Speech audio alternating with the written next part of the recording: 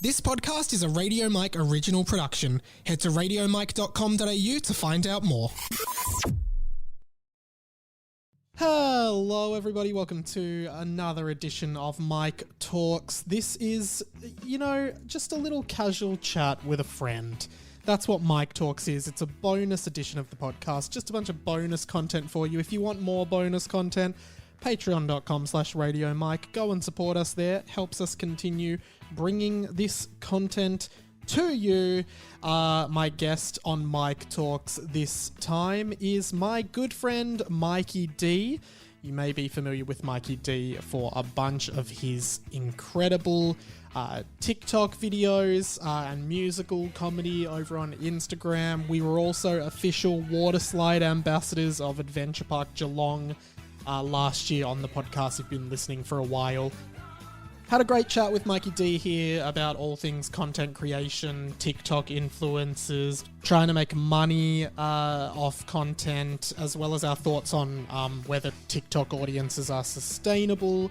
Plus, we just talk about our experience growing up in Italian families and just some more general chit-chat around anxiety and life. Really enjoyed this, and what I want Mike Talks to be moving forward is, just casual conversations with friends like this.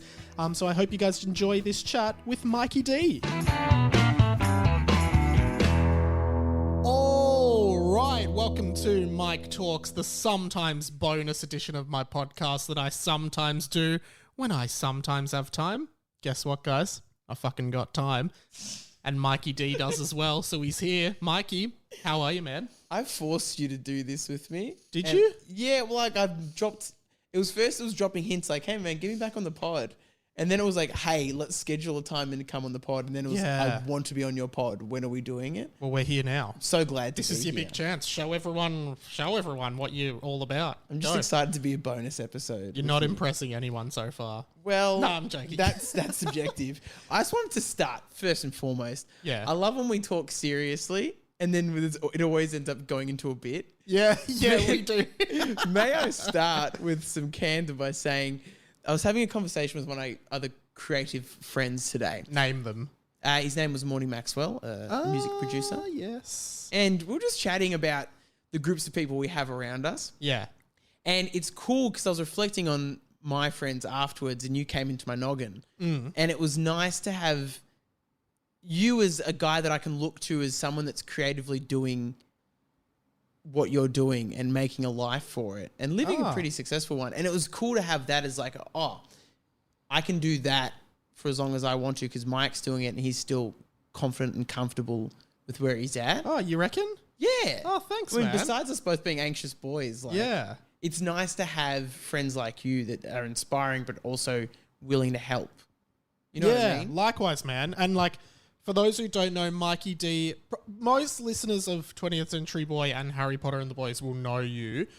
One for Water Slide Ambassadors. That was you, of course. And you organised our probably this time last year, we went to Adventure Park Geelong to be official water park unofficial? No, we're official, don't you? Yeah, we were official.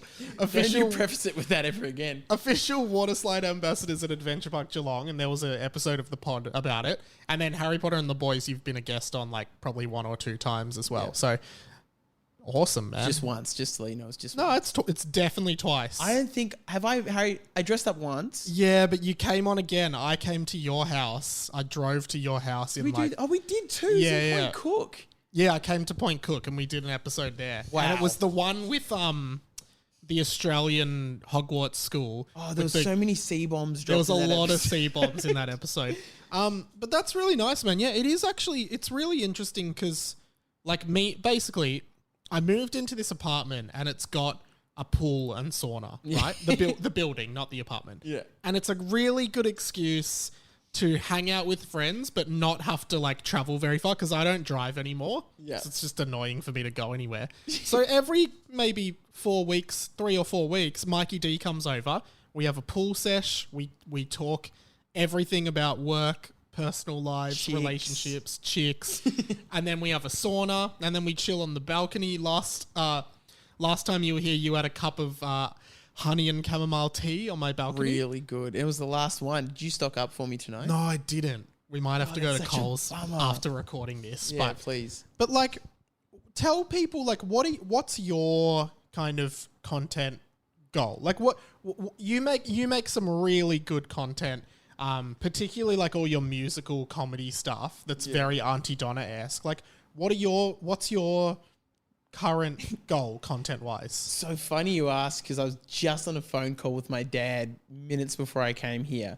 And he was like, what's your content goal? Yeah. I was like, yeah, Dad, I'm going for something niche. We were just talking about DJing, and Dad was like, you can't do that forever. You know that, right? Which is a great thing for my dad to say, because it's accurate. Really? I guess you can't do it when you're like 60, but you could probably do it till you're 40. Maybe. He made a good point, because Dad used to do performing when we were younger, when we were kids. He'd sing, and he'd also DJ occasionally. What kind of singing? Like pub covers, that kind of... Like with a guitar? Yeah. Oh, cool. And so Dad would do that, but it's late nights as a father when you've got young kids. It doesn't really work out. So he's coming from the point of that. But it was a great question, because I ask that all the time, because I have no clue. Like, as you've known me for coming on 7 years now, you've probably seen me switch lanes 1,000 times, because I genuinely have no clue as a creator. Not necessarily switch lanes, but just like you do a lot of versatile content, which is good. Like you were doing like a lot of that really... I encourage everyone to go on Mikey D's TikTok or Insta to see all those like really highly produced musical comedy sketches. Yeah. As well as then for a bit you were just doing the what's that instrument called? The MIDI keyboard? The melodica, and like playing songs on the melodica, but they were really funny and well produced as well. So I guess like it's not... I guess it's changing lanes, but it's all still just making fun content that's funny and often musical as well. Yeah. So I guess, yeah, like is that... What's your goal for 2023? I would love to keep on creating in some sort of musical way. I'm DJing full-time at the moment, which allows me to have so much time to create within the weeks. I think the musical content's difficult because you've got to flesh out the song, flesh out the music video for the song, and then record it all and then edit the whole thing. Yeah. And I'm such a perfectionist with every single part of that journey that I want the song to be fully mixed and mastered before I get onto the everything else. Everything else. Yeah. And then as you mentioned, like it's pretty highly produced, the videos. I like Tom Cardy, I admire so much for just being in his studio. They're subtitled, it's mildly edited, but not anything insane. And he can do that for the rest of his days without breaking a full sweat, bar the musical creation, because his song creation, like production-wise, is fantastic. But mine kind of hinges on the editing being so good because I'm not a musician by trade. Like, I just like making music. Yeah. What do you think? We've talked a lot about perfectionism and anxiety in our work. Where do you think it spurs from, and what are your assessments of your perfectionism? Like, seriously. It's like the biggest hinder for me. Yeah. I get petrified, not as much on the perfectionism side of the question, but more on like the content creation world. I get terrified when things go well for me. Yeah, okay. Terrified. Like, give an example. Like that Mario video that I released with me dressed as Mario and like 20 of my friends dressed as Mario. Yeah. Chasing Wario down the streets. Millions of views. Hilarious. Of views. Many followers. Terrified me. You just freak out. I delete TikTok for months on end after That's true. We were talking about this in the pool last time. Yeah. Yeah. And it hasn't gone away. But why do you think that happens? I think it becomes real. I love the idea of, you know, those creators that they say, oh, I just made this in my mum's basement. Yeah. And then I blew up overnight and now I'm worth millions and I've got millions of followers. That sounds so easy and so nice. And that also makes it feel so real to me when things start blowing up. I go, oh God, am I going to blow up overnight? Is this my life now? Or what if I don't want to do Mario content for the rest of my life? Yeah. So I just back away. It was funny in the pool last time, which we're kind of now sort of having a reiterated version of that, which is fine. But we were talking about how to a lot of people, like it seems like people blow up overnight. Yeah. But then we were saying like, you know, I think my mate Luke Kidgel, have you met Luke before? Never met Luke. Okay, so, you know, he's gotten so big on TikTok and he's doing like international tours and stuff now. Super funny guy. And I guess like if you just found out about him today, you could be like, oh, he just popped up overnight. But I actually don't think that, I mean, it is kind of real, but I think overnight sensations aren't actually overnight sensations all the time. Like if you look at someone like Luke, 6 years ago, he was doing a radio show with Lewis, with me paneling it back in Triple M Modern Digital days, which you did a bit of as well. Yeah. And it's like, that was 6 years ago, and he wasn't as big as he is now then. So, do you know what I mean? It's just like... Yeah, and he was YouTubing and still doing his comedic... Yeah. 100%. So it's like... And then even...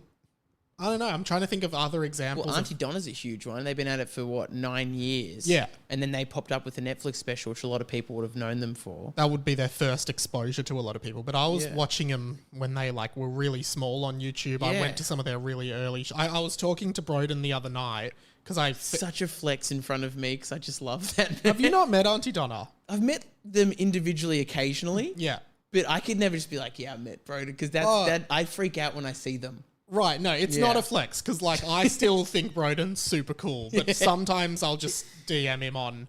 Like, their podcast went over to Listener. Yes, they did, and Broden, got in touch with me asking for advice around, going over to Listener, which I told him I thought it was a good idea for them. Yeah.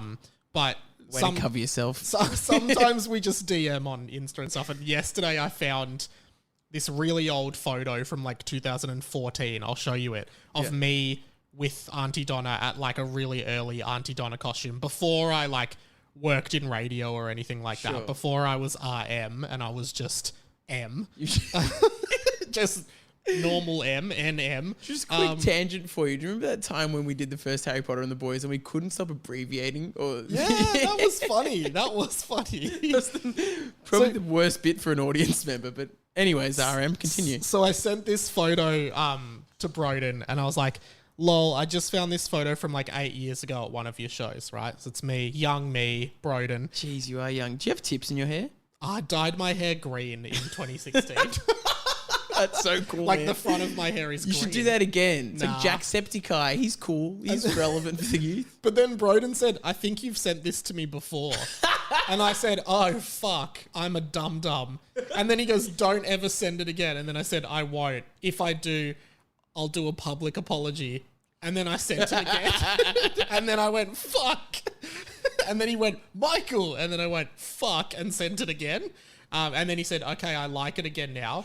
And then I sent a picture of Sid, Millie and Ollie, the mascots from the 2000 Olympics. Isn't it cool for you that you're not only Mike or Radio Mike to him, you're Michael? Is that cool? That must feel cool. I mean, on 3AW, I do a weekly segment, right? Yeah, another big drop for biggest radio station for the AM listeners out there. I was there today, and the intro to the segment, I've never publicly said this, but it's now it's time for Showdown with Michael Liberale. No and way. I'm like, nah, this is a branding nightmare. It is all over the place. You go full ethnic last name. I didn't choose it. If I was playing one of my gigs and the MC goes, and now it's time for Michael Dodazio, I would cry. But that's, okay, we should talk about that because we're both of Italian heritage, right? Sure. Dodazio, Liberale. Yeah. Or as the Italians say, Liberali. Yeah. But see, I always thought getting into radio as well, you look at maybe this is just ethnic stuff, right? Because both me and you, I feel like we don't really present as super quote unquote woggy, right? Do you know what I mean? We can say that. Yeah, we can say that. None of you have the whole pass. If you're not a wog, you can't say it. No. But I always just looked at people in radio who just had the whitest of white names. Yeah. Hamish Blake, Andy Lee, Jack Post, Eddie Maguire, Luke Darcy, Will Anderson, right? And then I'm just Michael Liberale. Michael Liberale. I'm like, I've got to do something about this. I'll never make it in this industry if I don't have a hooky name. And is that why you go by Mikey D? 1,000,000%. I have an apostrophe and 2 capital letters in my last name. Yeah, if your surname has a character in it that is not a letter of the alphabet, i.e. an apostrophe, you've got to you've just got to change it for mainstream media. Yeah, even on most government websites, they won't accept the apostrophe. So how would it go down in the very white-dominated Melbourne market for my radio? God. You know, that's actually a really interesting point because I was talking to my dad recently, and he was saying that when my nonno was like came to Australia, he told so my nonno's name was Istachio, right? Yeah. Which is essentially the Italian version of, I guess, Eustace, like the name, you know, in Chronicles of Narnia, Eustace Scrub, like, so it's not that's not a very common name. Two, the Italian version. So he used to just tell everyone his name was Jim because that was like because no one would take him seriously with like an Italian name. Like, it's actually it was basically racism at the time. Like he had to go by Jim, not Istachio, because otherwise he couldn't get a job. Do you know what I mean? It is really interesting listening to what our parents have been through. My mum was fresh off the boat. Yeah. I think she was 4. Wow. And she laughs about a lot of the stories now. But some of the stories she tells me are so traumatic. Like as a kid, she didn't speak English for the first 2 years of primary school. Wow. She couldn't tell the teacher she wanted to go to the bathroom. Yeah. So you can imagine the horrors that happen with that as a 4 or 5-year-old.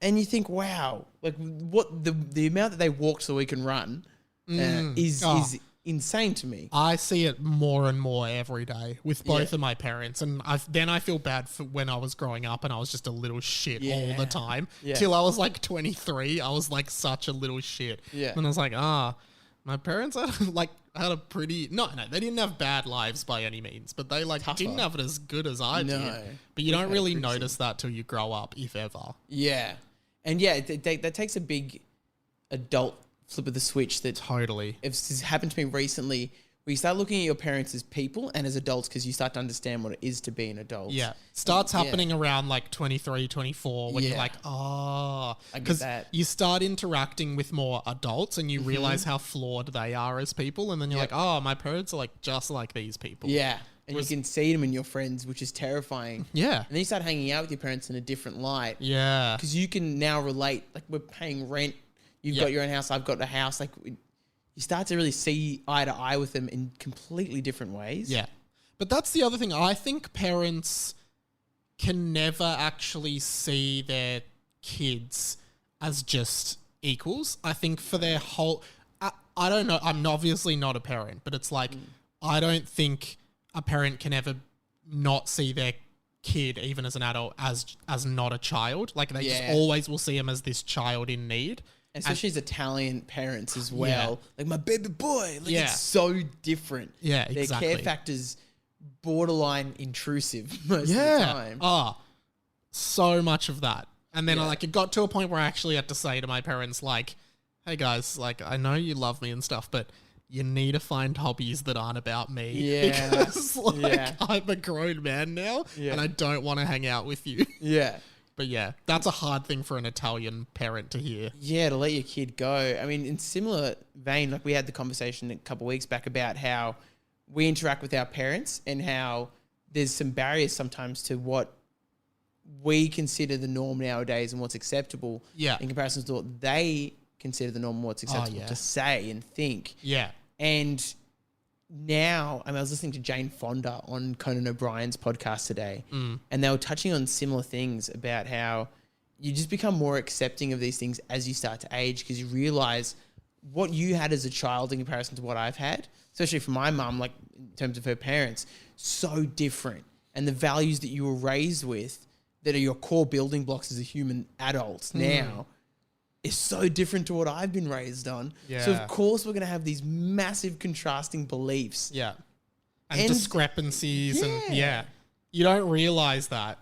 You're just like, why don't you think the exact same way as me? Like, how is it possible that I came out of you, but you are so different to me in so many ways? I completely agree with that. Yeah. It's bizarre, but it makes sense. Like, your parents grew up in a different time to you. They had a completely different experience of childhood, of adulthood. Like, even like I look at my dad texts as if he's writing a letter. Do you know what I mean? Like, The idea of like just texting to like talk. You know how like sometimes me and you will just text, you know, you text girls when you're dating and stuff. Like that idea is so foreign to him that you would just text someone, hey, what's up? Right. Like he would just be like, hi, Mike, please call me at your next opportunity, Dad. I love the sign outs as well. Oh, sign outs are just like so the sign of like you're not up with the times. If you sign off a text with your name, you're not up with the times. My mum's too hip now where she's got the Bitmoji on her iPhone. Oh, I hate that. And My I get mum this, has that too. It makes me uncomfortable because there's this very realistic little avatar of my mum popping through. When I say, hey, Mum, made pasta tonight, and she gives me this love heart, I react like, oh, okay. Oh, yeah. Oh, Different. Weird. So weird. Mike Talks will be right back.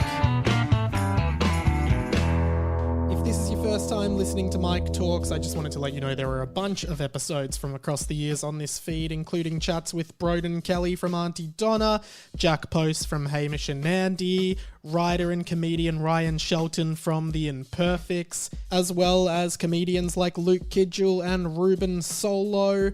Go and check them out on this feed. They are all there. Plus, if you're enjoying this chat and want to support the show, you can send a one-off donation, paypal.me/itsradiomike.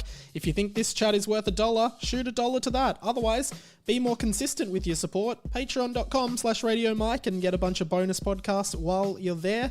Let's get back to the chat. What are your thoughts on, like, talking about content again? Yeah. What do you reckon about the current state? I talked to Keelan about it, and I know you heard that episode. Great episode. What are your thoughts on just the current state of content? Do you think it's oversaturated? Like, do you think our brains are mush? Do you think it's good for us? Vertical video, TikTok, Insta?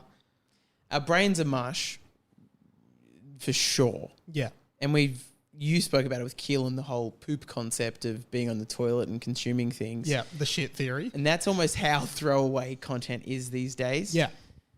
I think it's harder, I think, from the perspective of a content creator, because there's now so many people visibly doing it all the time thrust in front of you that makes it, at least me, feel like, why am I doing this when there's so many other people doing it? And that terrifies me.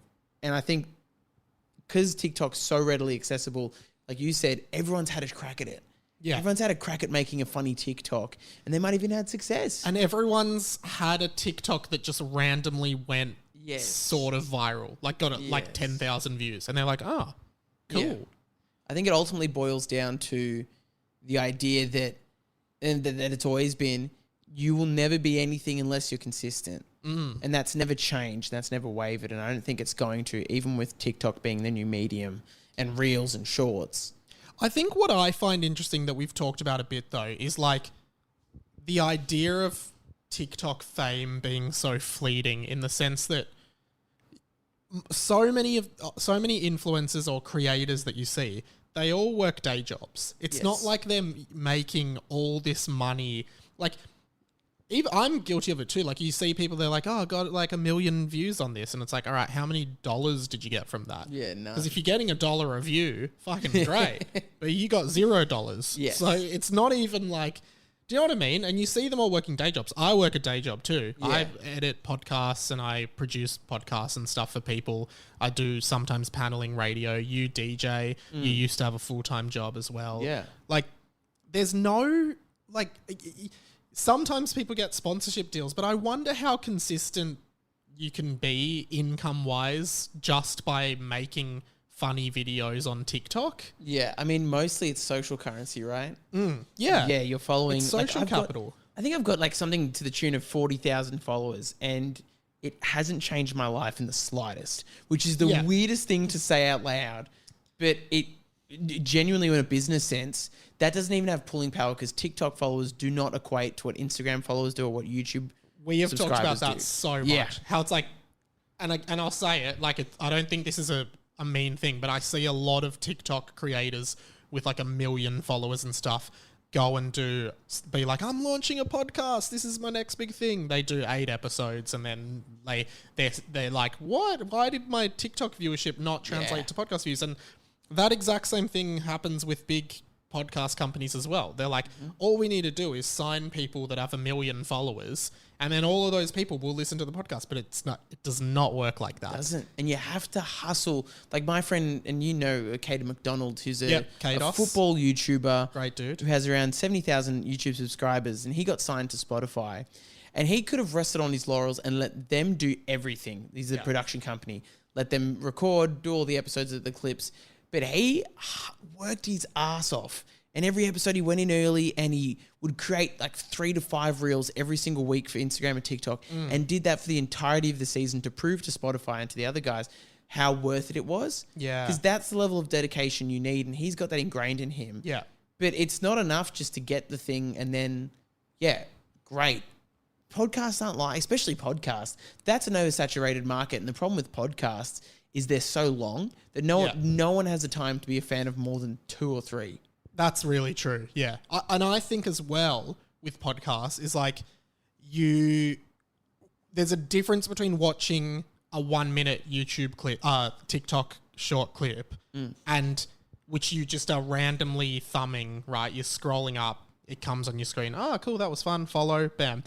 There's a difference between that and being like, I'm going to listen to this podcast for 45 minutes. All right, let's use Hamish and Andy. I'm going to now listen to Hamish and Andy's podcast on my way to work. I'm dedicating this 45-minute gap in my day to listening to Hamish and Andy so I can spend 45 minutes with Hamish and Andy. And I think that's more valuable than someone pressed follow on a TikTok because 100%. Yeah, it's really interesting, and I'm not saying like and I think like I experience jealousy a lot, which we've talked about a fair bit. And don't get me wrong, I'm like, like all these people with 1 million followers, fuck, that's amazing.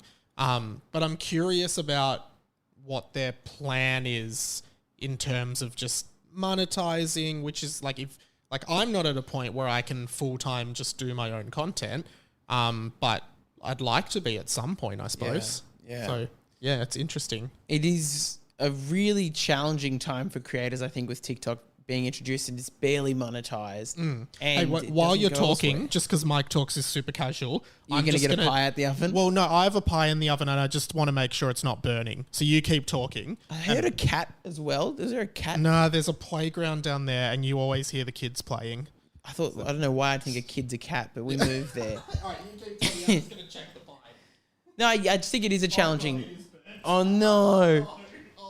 Oh, that's okay. It's just a charred top, but I think the meat inside is going to be easy to... Okay. Oh, God. It's a charred top for sure, and the outside's definitely more crusty than you'd like, but ultimately, I think once you de-lid it, there's a lot of meat inside, and it's just you've got to crack open that egg and get into the yolk. Yeah, but I love the lid. I love the lid. Now, if you want to have a listen to the pie, here's what the pie sounds like. You just laughed over the pie audio, man. Give them this is what the pie... There is a bit of sound there. You keep talking. I don't think they want to hear the pie. All right. That's a tough pie, man. I'm really sorry. Oh, the lid looks like it's going to be removable, though. I know it's your favourite part. I think we might be okay. Here's what I think you should do, because I love dunking the lid into the meat, but I think if you take the lid off and then take the meat out, then you can use the base of it as the lid. Not the same, but it's... But that's a good pie. That's looking good. Now I'm going to... Should I leave it or should I start eating while we're talking? I don't want you to have a burnt lid of your mouth, because you know when you burn the inside of your mouth and then the skin peels off? Should I just leave it for a bit? Yeah. All right, sorry about this, guys. Mike Talks is just a chill conversation in my apartment. Yeah, I think it's still professional, you know. I think this is real life, man. Yeah, this is what real life is. You're making a pie and you're doing a pod. I just said I'm not full-time doing podcasts. Otherwise, we'd be doing this at 3 o'clock in the afternoon and not 7:30 on a Tuesday.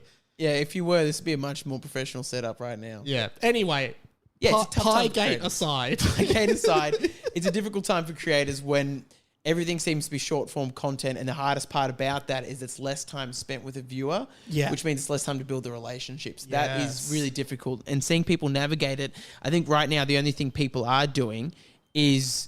Now the oven's beeping. You can edit that. I think the only thing people are doing... I'm just going to turn the alarm off on Please. I think the only thing people can do to circumnavigate that is by being super consistent. And I think that's why you see TikTokers releasing 3 to 4 videos a day. Not a week, but a day. Wait, really? Who is doing that much content? The ones that are just like... lifestyle, almost vloggers. But vlogs used to be you could do twice a week on YouTube because you collate everything from the week. Yeah, but like now Philip DeFranco. Yeah, but now it's every day on TikTok, and that's hard. That's a grind. But that's how people are going to beat that whole lack of connection with the audience, I think. You know what I actually think is really interesting?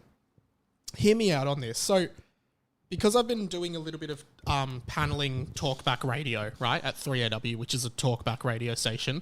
And if you're not sort of familiar, it's like all the news of the day, we're just talking about it, getting interviews with people, getting listeners. Like, it's literally just call us up. What are your thoughts on banks' interest rates going up? Yeah, no music, nothing. What are your thoughts on Airbnb? Do you think it's unfair? Blah, blah, blah. Like, people calling, it's all calls.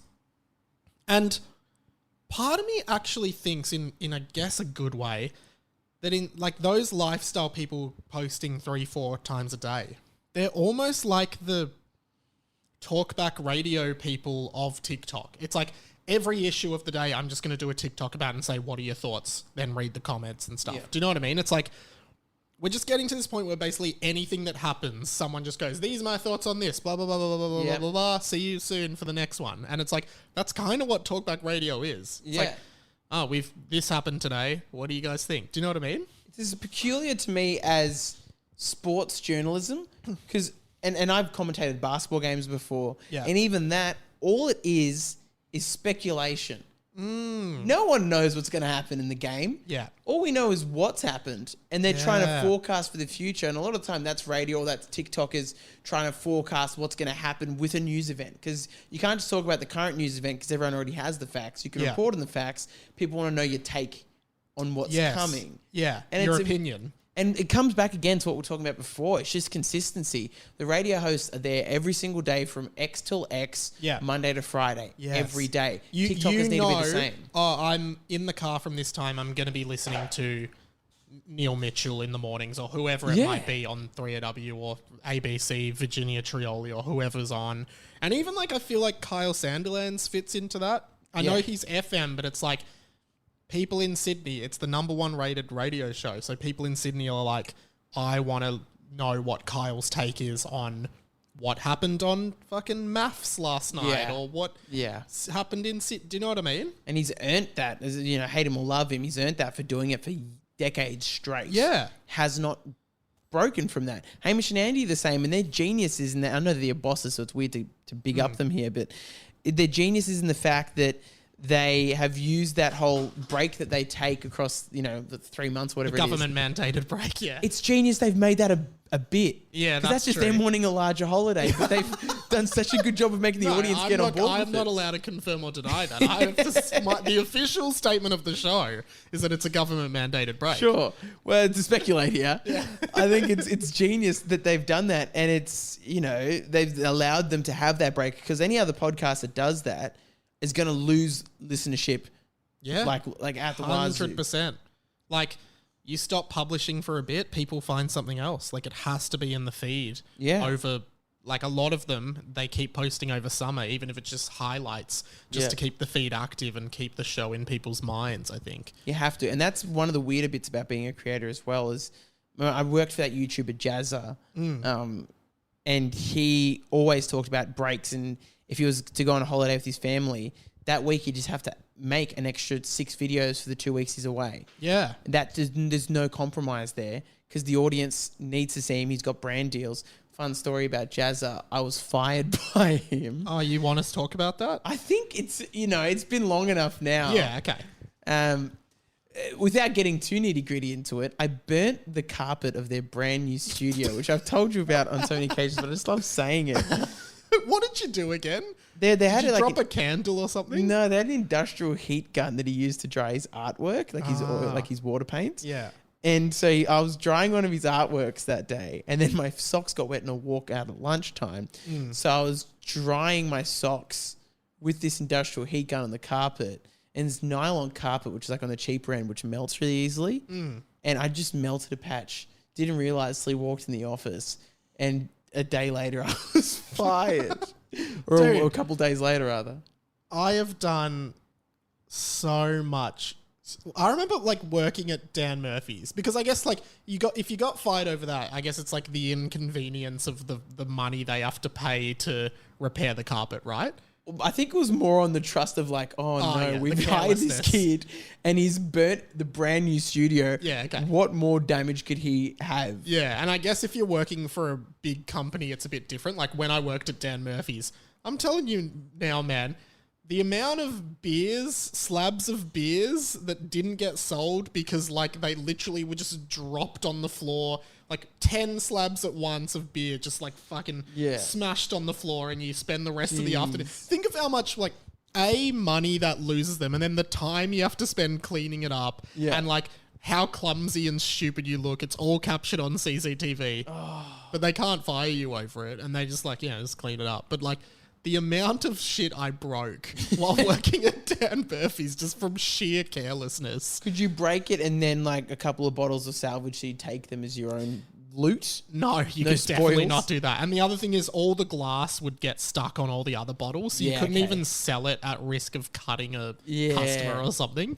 But yeah. It's funny you mentioned CCTV because when I burnt the carpet, I thought it'd be a funny idea for my co-workers to video it for the vlog because I was in charge of vlogs. And I thought it was an obscure sight for me to be drying my socks in the carpet. Yeah. And so my boss then got to watch back the footage of me making an ass of myself. And Jazza watched that with his wife, the CEO, and saw me in the act of doing it. Wow. I think it was a pretty easy decision to fire me. Oh, that sucks, man. The only thing I'm nervous about is that he's friends with Zach Ruane. And, I'm a big fan of like from Auntie Donna. And I just hate So I was talking to Broden the other night. I sent him this picture. No. So what was the point you were going to make about the Jazza thing before getting into the firing? The point that I made was that he doesn't, if he takes breaks, he's still so huge on making content for the breaks. That's right. I was going to pick up on that and say like, because I haven't been on a holiday since I started my podcast. Sure. Have not been on a holiday. Yeah. Aside from like taking 2 weeks off over Christmas and stuff, but I haven't been like overseas traveling, which I'd like to do more of. But I think the reason I haven't is because I'm like, but then I won't have a podcast out for 3 weeks. Yeah. Right. And this year I kind of want to maybe take a trip and maybe just, either, I always had this dream of bringing all my gear in a suitcase overseas and just recording it from a hotel or Airbnb. Yeah. But I'm just like, I don't want, I want to get to a point where like I can bulk record a few or do something to keep the show alive if I go away. Yeah, I think that's the burden of creating. And I hate when I have to caveat things with it is creating and it's a much nicer existence and going and doing manual labor that's really hard work and it's grueling hours. I hate doing that caveat because I think all work 9 to 5 is difficult in its own right. Yeah. But I feel the need to say it anyways. But yeah, that's a major part is taking breaks is at most times detrimental to a creator. Which sucks because it leads to just burnout. Yeah. And so there's, you've got to find ways to manage that. And for you, having Pat on board will be helpful. Yeah. So if you are, let's say you go to Japan and you're recording episodes off your iPhone, you can just send him the audio recording and say, hey, do all the back end for me. Yeah. That's pretty cool that you can do that. Yeah. But also a lot of people don't even have the money to afford that. Yeah, exactly. Like I'm lucky I've got Patreon supporters and it brings in some money to the pod that we can use to help make the pod better and hopefully make more money and stuff. What kind of content do you like to watch? Just a side note. Are your eyes burning from the smoke? So we've both been sitting here since Piegate, since the infamous Piegate incident from 7 minutes ago. And the smoke has just entered the room from the oven and my eyes are burning. I wasn't sure if it was happening to you, so I didn't want to look like an idiot by being like, hey, I have to stop because of my eyes. Yeah. I reckon what we do is we open this door. Oh, do you want to go and sit out there? Can we chat in the balcony? That's not good. We'll go chat on the balcony. Yeah. Can we bring the whole system out? Maybe bring on a wheelie chair? I think this will be all right. Sorry, guys, man. we're just But migrating. it's so funny that we're both just squinting at each other for so long I there. didn't realize you were squinting. Hang on. I was really So what struggling. we'll actually do is let's check. All my t-shirts are drying on the balcony. Sorry, guys, this is a chaotic episode, but that's what Mike Talks is all about. Tell him. Hey, Mikey likey, you know our catchphrase is a friendship here. Why don't you sit there and I'll just keep sitting on this You're chair. gonna keep copying the squint, huh? I'll keep because I think now the door's open. All right, now Mikey's on the balcony. I'll pop this on the TCB Pod Instagram so people can see how. My eyes are genuinely in pain. Mine too. I'm so sorry I've brought you into this. Where's the pie? Is it still in the oven? No, the pies. Do you want it in the oven? No. I'm just wondering how much. There's so much smoke involved, and I don't even see. There's no haze. Anyway, it's not important. All right. What do you want? Are you now? The sun's setting and it's in my eyes. This is just chaos. We just close our eyes. Yeah, we'll close our eyes. Because if the audience aren't watching, we don't need to watch. When you're listening, you can't see us, so it doesn't really matter. Yeah, we're watching with our ears now. So Or let's just do maybe that. I'll just get sunglasses. You answer the question. What is the kind of content you like to consume? I've gotten into the weirdest niche. I know you, Keelan, talked about Ryan Trahan, and he released this video the other week, and it was about making a little tiny microbiome in a glass tank. And after watching that, I was watching with my girlfriend. We were both so inspired.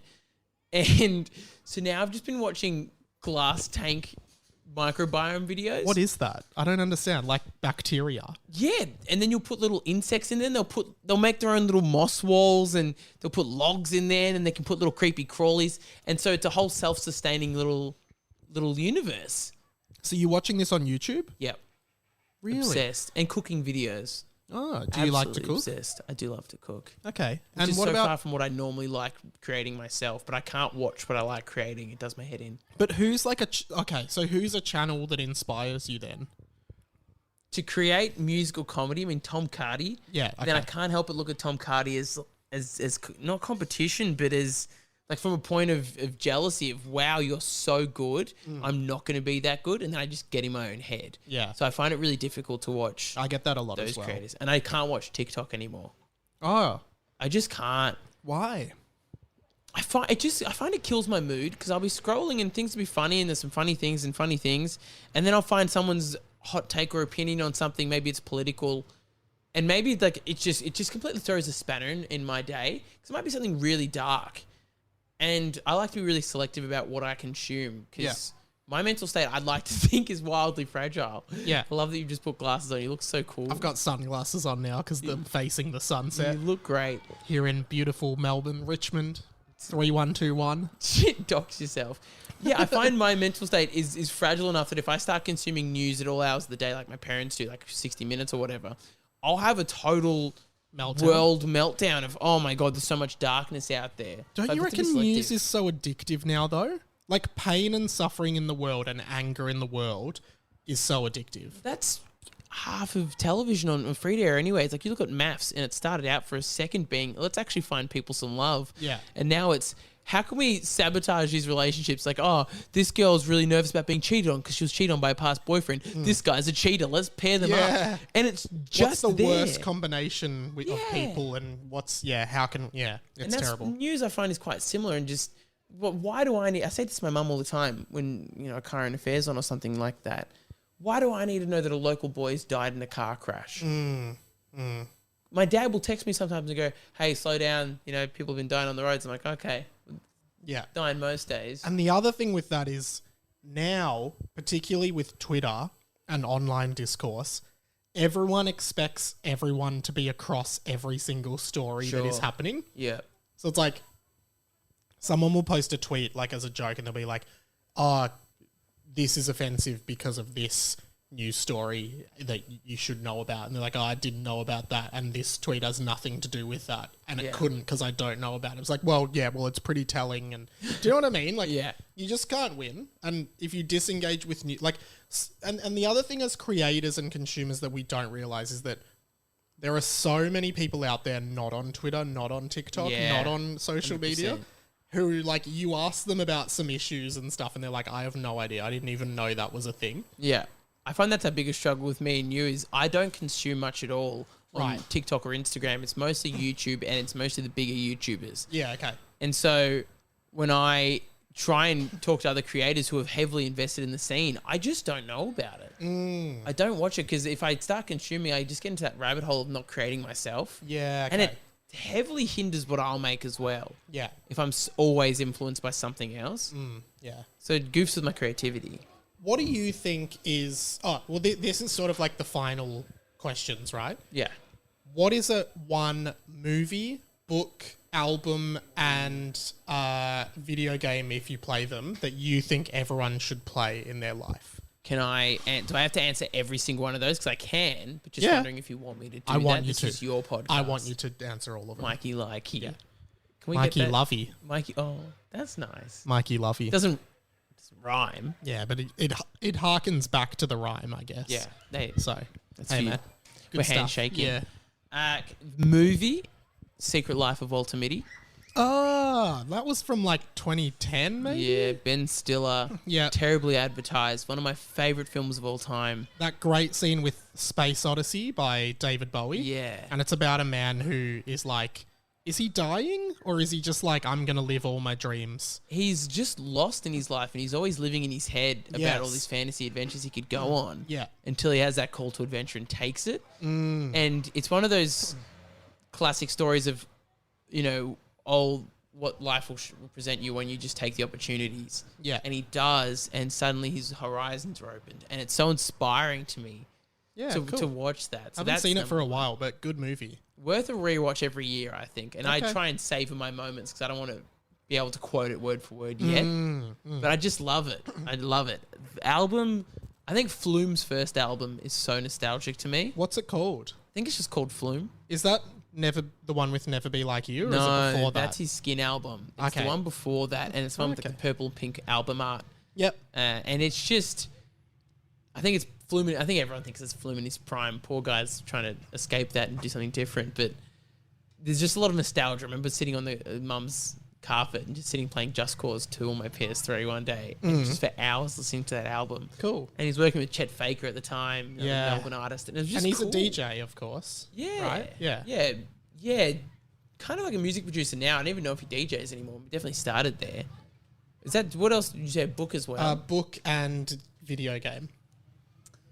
Video games tough. I used to game a lot when I was younger with my brother. And we'd play like a lot of Tekken or a lot of Crash Bandicoot. Which Tekken did you play? Oh, that's casting it too far back. Yeah. I'd have to ask here. Do you remember which character you like to play? The dude that shot fire? Oh, okay. Who was he? I don't know, but I loved playing as the panda. There's a panda? In the Tekken 3, you could be a panda called Panda. Hell yeah. And then there was a kangaroo with boxing gloves as well. That was a good game. We should bro down after this. Loved a bit of Tekken. I think game though, I still, throughout my years, the one thing that's been consistent, like I was a big Call of Duty head when I was a kid, yeah. making montages. That's how I learned to edit videos. Ah. That was like my Just whole, headshot comps. genuinely. Yeah, okay. Headshots and quick scopes. Mike Yeah. Scopes is my name. You'll be able to find me still out there. Mike Mike Scopes Scopes. with a Z. But Minecraft has always been the consistent. Yeah, right. Since I was a kid to now. And I think it's such a wonderful game for kids to play because it's not like those pay to wins or those ones with its easy incentives. Yeah. The incentive for this one is creativity. Yeah. Like, you you can just go build around mining and... Yeah, it's the Lego of the video game world. Yeah, true. That's a great analogy. Yeah. And it's Love one of the Minecraft. biggest games ever now.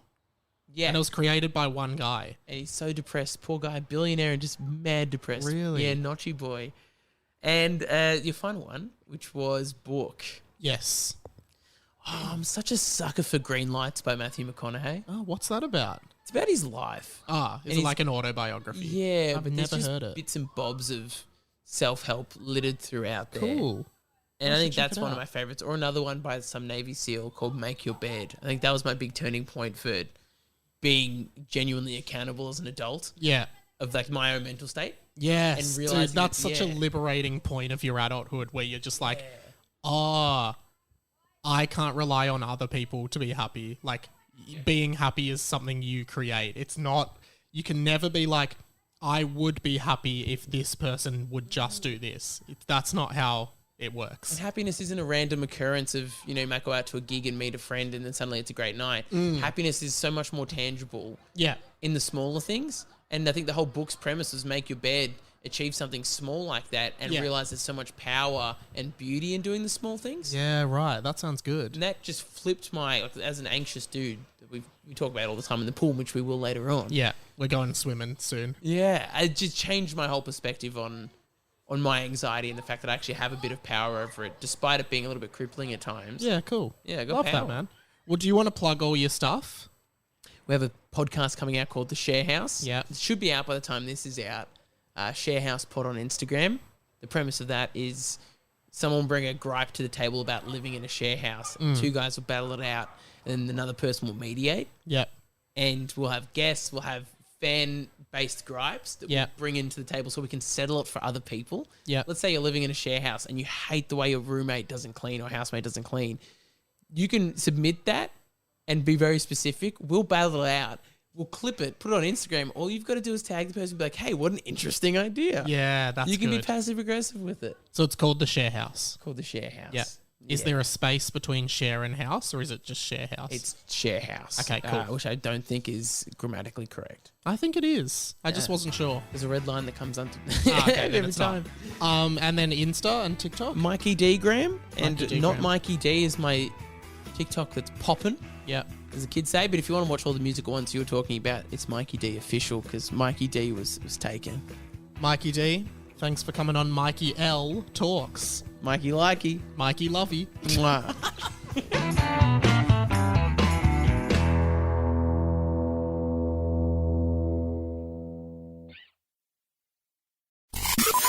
This podcast was a Radio Mike original production. Head to radiomike.com.au to check out all our other content, stay up to date at radio.mike on Instagram, and get in touch, radiomikepod@gmail.com.